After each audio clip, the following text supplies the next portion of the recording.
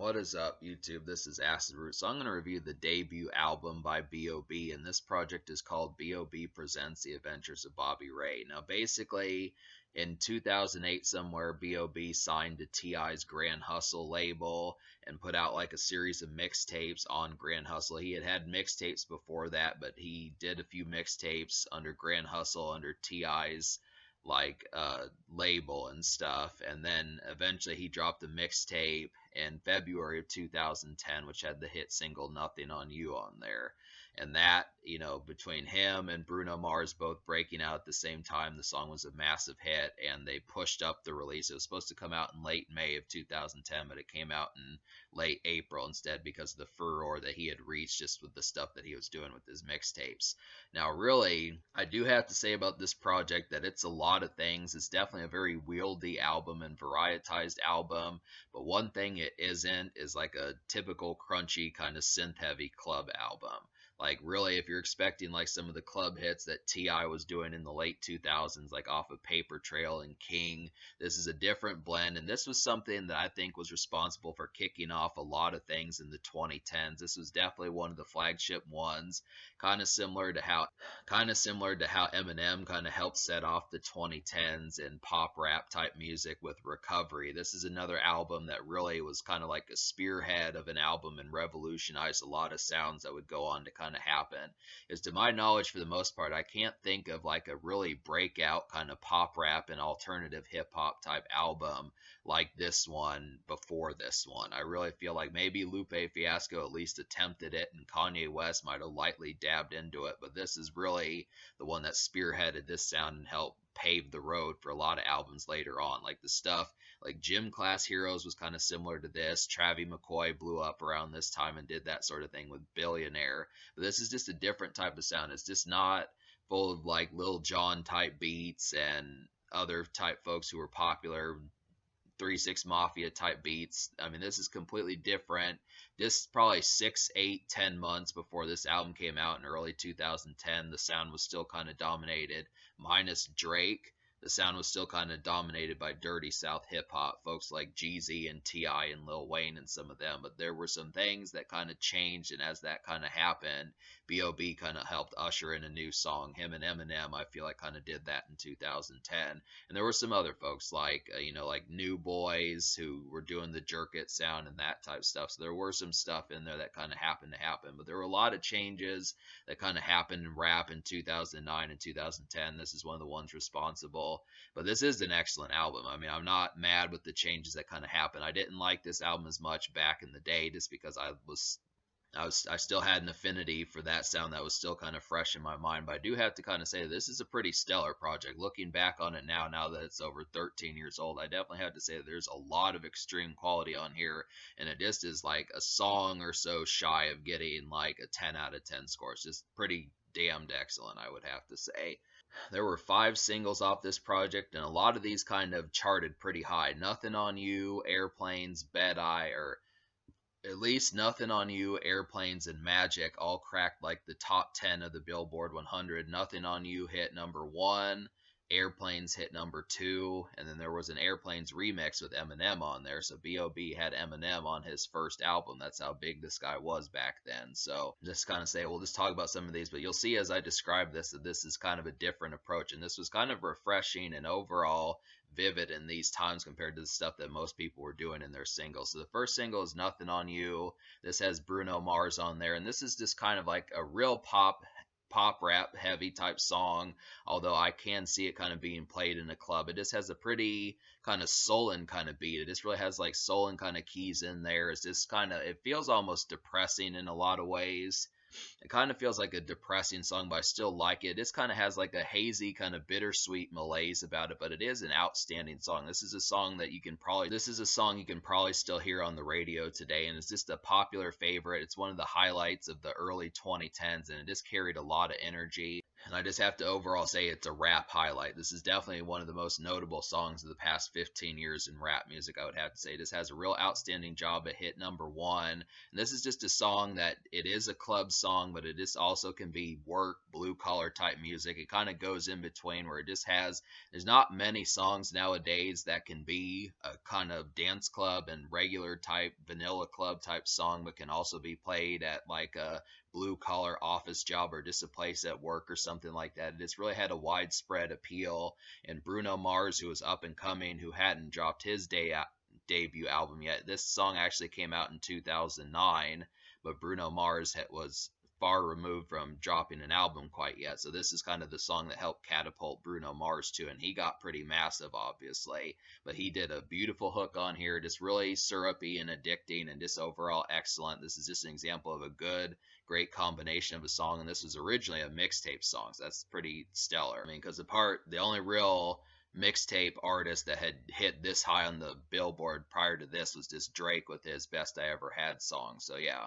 The second single is Don't Let Me Fall, and this is another one that kind of aims for like the blue collar kind of vibes about it. I definitely kind of feel like Don't Let Me Fall is another one that kind of aims for like these blue collar vibes. It definitely has a pretty haunting and somber piano beat on here. I really like it. It's just really kind of melancholy and that type stuff. This would have to say it just really has that kind of somber pitch about it. These are pretty interesting kind of malaise blue collar type tunes. These are definitely malaise blue collar type tunes. I just like it. I can see as to the reason why this one didn't chart as heavy. It hit a little bit underneath 70 on the Billboard 100, but it still is a pretty solid song. I just look after it's just very workaday, but it just doesn't quite have the overall chorus. I think he probably needed another hook artist like Haley Williams or Bruno Mars to really carry it over, because I do have to say that despite these singles charting really high, most of the ones that charted high were because of the hook artist. I don't want to say it's because of them. Like B.o.B did outstanding on the songs and the songwriting, but the three singles that charted were Bruno Mars, Rivers Cuomo from Weezer, and Haley Williams from Paramore. So it's just kind of underneath the concept. That's just kind of the thing. But B.o.B did a great job. He can sing. He does some of his own hooks, but maybe he was just too recent for that to kind of take over. But I do feel like this is like another substandard workaday kind of malaise, blue collar, just kind of standard traverse day commute kind of song. But it just really has that somber piano that makes it work. Airplanes is the third single, and this is another one that really charted high. Like I said, this hit #2 on the Billboard 100, and this just has an instantly recognizable hook. This is another one that was a highlight of the early 2010s, and it's definitely a very high esteemed rap song that has affinity even today. This is like a song that a lot of folks had a template for 2010, 2011, 2013, early 2010s and such, until like 2010s trap started taking over and some of that. But this is the sort of stuff that like Eminem and B.o.B were just cranking out. It's really happened to kind of be a thing. So I just have to say, Haley Williams does an excellent job. This is how I pretty much found out about Haley Williams. She has a pretty outstanding kind of hook on here. It just really is like another kind of somber and just kind of distorted and kind of malaise kind of song, but these are just ones that just have like that particular vibe about it. It just really feels like a cloudy day kind of song, looking to the sky, wanting to use a wish and that type of stuff, just being able to kind of say that it just kind of has that vivid energy of being a hit single. This is the sort of stuff that I feel like folks need to do with their second single. I definitely feel like this is an outstanding gesture as far as that kind of went. It's just a popular kind of song. It's really had an affluent kind of vibe about it, and both of these are like a pretty stellar 1-2 punch in terms of talking about that. That's just kind of the thing. Eminem shows up on the remix. I'll talk about that soon. But that just kind of works for that. So the fourth single is Bet I, and this is like the first club song on here. This has T.I. on here. This one is a club song, but it's really just so lighthearted and kind of jovial. It's actually surprising that T.I. is even on a song like this. I really found that like the oddest thing. This is one of the weirder T.I. songs I've ever heard him be on, just because it's just so lighthearted. Like I said, it's lighthearted and jovial and kind of trivial and that type stuff. Really kind of pop rap club music where, I mean, even Nelly and Flo Rida weren't making just these kind of trivial kind of songs like this, but I just think it's interesting to kind of get it. It's just a nice little lighthearted bop, but it is a club song. I feel like Nothing on You and Bet I are both club songs. I would probably say Airplanes could be a club song also, even though that one's kind of more straightforward and less recreational, but it does have at least enough of a pulsating and kind of melancholy and sprawling kind of beat to be in the club. Is just probably one that probably could get some spins there, but this is pretty serious of a song. It's a typical Eminem type ruminating that Eminem does. But yeah, Bed-Eye is just a real kind of lighthearted, trivial kind of club song. It's just interesting. Playboy Trey, T.I., and B.o.B all do a great job. But this is really T.I.'s only appearance on the project. So this is kind of underneath the atmosphere that this does have the Grand Hustle stamp on here, but really T.I. kind of lets just B.o.B do his thing, and he does it. He was pretty much the biggest artist out of Grand Hustle besides T.I. at the time, and he basically outdid Young Dro and the rest of the label. So he just really was like the breakout kind of star, and it was just kind of crazy. But yeah, just to kind of say, this is the only real T.I. hands-on type stuff that you get. You really can barely tell that T.I. helped produce this album. But Magic is the fifth single. This is the last one. There is a sixth single called I'll Be in the Sky, but it's only on the UK edition, so it's not on Spotify either. So I'm just going to review the 5 singles. But Magic is the fifth single, and this is an outstanding song. This is definitely like another summer song. This has Rivers Cuomo from Weezer on the hook. And this just comes off to me as like a summer kind of beach and kind of pool party type, just real kind of lighthearted and just more another jovial song that this is about summer energy and just recreational kind of picnic and that type stuff kind of vibes. I definitely see it near a beach or just somewhere near water and that sort of thing. This would kind of have to say it just works in that sort of sense. This, I mean, I feel like B.o.B probably could have used another song like this. He kind of gave off some Sean Kingston vibes on here, but I do like the concept of most of these singles. It's probably the most ready to go vacation and party song out of all the singles. It's the most feel good one, I would have to say. Nothing on You is a little bit more malaise. Airplanes is malaise. Don't Let Me Fall is malaise. Bed-Eye is kind of lighthearted, but it's more in like a club sense, kind of more cocky in some ways. But I feel like Magic is kind of the most recreational, take your shirt off kind of vibe about it. But it is a nice one. Rivers Cuomo does a really stellar hook. This is another one that I just didn't realize was a hit single and kind of said, wow, I've heard this song a bunch, but I didn't really know about it. And it's just some good, clever pairings on here. B.o.B does a nice job with making this a hit song. And this actually did crack the top 10 of the Billboard 100. So he had 3 top 10 hits just like that. And that's the reason why this was such a big deal back in 2010. But so talk about the rest of the album. I'm gonna go ahead and recommend the 8 songs out of 12 I recommend. So those 8 songs would be Don't Let Me Fall, Nothing on You, Airplanes Part 2, which has Eminem on there, The Kids, Past My Shades, Magic, and Bed-Eye. So basically, me having talked about the 5 singles, the only 3 songs left to really talk about is just The Kids, Past My Shades, and Airplanes Part 2. So I'll talk about the Eminem song first. Airplanes Part 2 is the same Airplanes beat, just with like some minor enhancements or something like that. A little bit more dramatic, but still kind of malaise.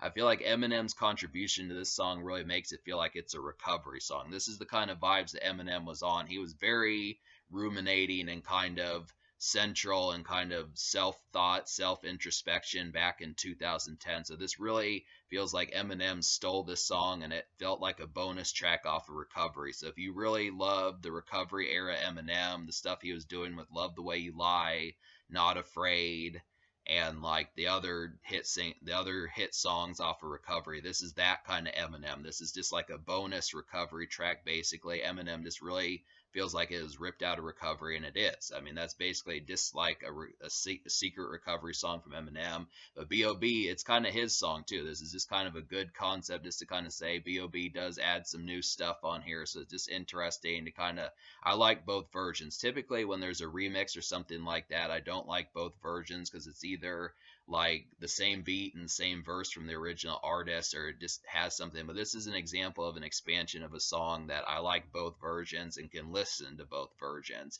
If I just want the standard single, I'll take the original Airplanes, but if I want like Recovery era Eminem, I'll take Airplanes Part 2. So it just works. And The Kids and Past My Shades are both some nice songs. Like The Kids is another workaday kind of blue collar type song. There's a lot of these like Nothing on You and Don't Let Me Fall and songs like that. But The Kids is a third one that kind of has that vibe. It's just really not trying to be a club song at all. Doesn't even have that fantastic production. The Kids just has like a low key kind of guitar type beat on there. Just really feels very workaday, the sort of stuff that Kanye West was doing back, the stuff that Kanye West was doing back in his college dropout and late registration kind of days and stuff. Just very, just kind of part of the system, part of the format, part of like blue collar and day commute type song. Janelle Monáe does a great job on here. I need to mess with more of her music, but she sings in this and just has like pretty catchy stuff that probably a lot of folks need to mess with her. This is an interesting contribution to get her on there. And Past My Shades is kind of like a Past My Shades has these very dull malaise kind of hazy keys on there. This is very light and subdued in a lot of ways, but I do feel like it's a nice one. It's another workaday type song, but just more evening and night bound. Or I feel like The Kids is more at work to play and kind of the evening, late day commute, like Don't Let Me Fall and Nothing on You and some of those. But this is just another one that just has like that substandard kind of just about part of the components, daytime commute kind of stuff, this standard transaction, especially whether you're a student or just working or whatever. It's just kind of typical kind of song for that. No real club orientation. Although I do almost feel like it probably could be. I feel like it's just a lighter, more subdued version of Nothing on You, or yeah, just a lighter, more subdued version of Nothing on You. It's just kind of like it's just kind of a more kind of hazy version of Nothing on You, where that one just had more breakout appeal. But it's just a nice one. I like the chorus on here. Lupe Fiasco does a good job. So these are just songs that just kind of have that vibe about just the workaday kind of feeling towards it. But I just like the overall concept that this is kind of a pop rap album. There's a lot of versions for that. But to talk about some of the songs I didn't like I felt like Ghost in the Machine was a little bit too starry-eyed, and I didn't really. This is definitely one that's similar to Past My Shades, that could be another evening kind of song for just like the standard workaday commute and that type stuff. But I didn't really appreciate the vibe of it. It was just a little bit too spacey, and I mean, it was introspective, but it just didn't do it in an interesting enough way. I kind of felt like that one didn't connect with me as well. And Fame was kind of just like a bitter kind of concept of being kind of standoffish about talking about people who like fame and want to be famous, and kind of saying, well, fame isn't that great, and that kind of concept. So I didn't really like the pitch or the lyrics of that one. Lovelier Than You was kind of like a real kind of romanticized kind of song. This is a real kind of sultry kind of song. And it's surprising in there, just that kind of song, but didn't really have too much pitch for that one.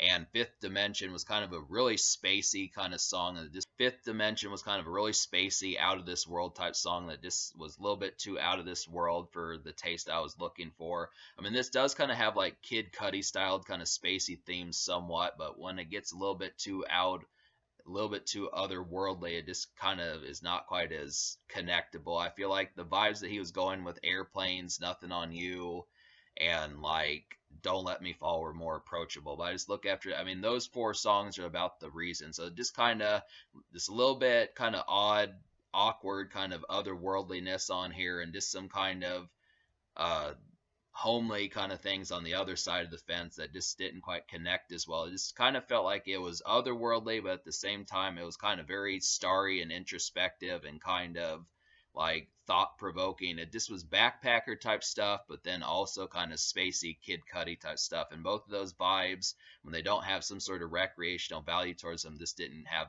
quite as thorough a connection as they needed to. So that's just kind of the thing. But I'm gonna give this album a 9 out of 10. I like that many songs. I liked all five of the singles. Liked a good chunk of album cuts. Eminem is on here. Lupe Fiasco, Janelle Monáe, Rico Barrino. I mean, there's some folks on here. It was interesting because I've never seen a rapper really collaborate with Rivers Cuomo of Weezer.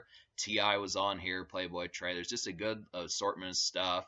I mean, excellent singles. I like the fact that some of these singles were blue collar but could still be played in the club. Just a lot of approaches, despite the fact that this is kind of off the wall and really trying to be centered and straightforward and more day commute type stuff, or workaday, not being like a street hustler or something like that, or a thug or something. But I just kind of look after it like Despite the fact that this album connects and is very middle class and workaday, I still kind of feel like some of the album cuts probably could have been stronger. That's the reason why I didn't give it a 10, is because there's just maybe a song or a song and a half shy of just being like a true full blown classic. But it's definitely like the closest thing in today's times. I definitely think as far as that kind of goes, this has a pretty outstanding appeal. But this is a pretty starry eyed project. I think there's a lot of it that just was very earnest and very scaping and just like kind of very earnestly ambitious, that kind of had like some tunes that if you're not quite, I mean, it was malaised and it was kind of hazy and just overall somber, but it just kind of has like an amalgamation of emotions that some of this album is, some of this album isn't. But the moments that weren't, I just think maybe he should have taken a page out of Eminem's playbook, and maybe the ruminating could have been a little bit more interesting, because it definitely was on Airplanes and it definitely was on Don't Let Me Fall, but not all of these songs that have that rumination really connect. But for the most part, considering that this is a debut and this was his first studio album, that's pretty outstanding. So that's just kind of the concept. So 9 out of 10. I will give the social score. I'm going to give the social score like a 9 out of 10 also, because I feel like 5 singles, 3 of them really hit pretty hard. There was a number one out of one of those. 2 extra singles like Don't Let Me Fall and Bet I were also singles that did at least chart, just not quite overnight smashes and that type thing. But I just would have to say it just had a lot of connections, some social moments, but it probably could have used like another club song, just something like that. A club song that actually was not quite as this pop rap. I know that that was the whole approach to this project, is just being pop heavy and just more blue collar, but I think it really could have used a song that could have just been like Usher's Yeah or something like that, or Love in This Club or one of those type songs, or T.I.'s like What You Know or something that this was like a heavy hitter. There's just no real hardcore rap heavy hitter that it probably could have used. It's pretty light and kind of just like it's just very pedestrian and kind of relatable and affable in a lot of ways. So that's just kind of the thing. But so social score gets a 9. In terms of the future, like B.o.B dropped a series of albums in the early 2010s, but he hasn't really been around as thoroughly as he used to. So I do want to mess with some more of these, but just to kind of say, I know he's dropped the least mixtapes, so that's just kind of the concept there. So we'll see about it.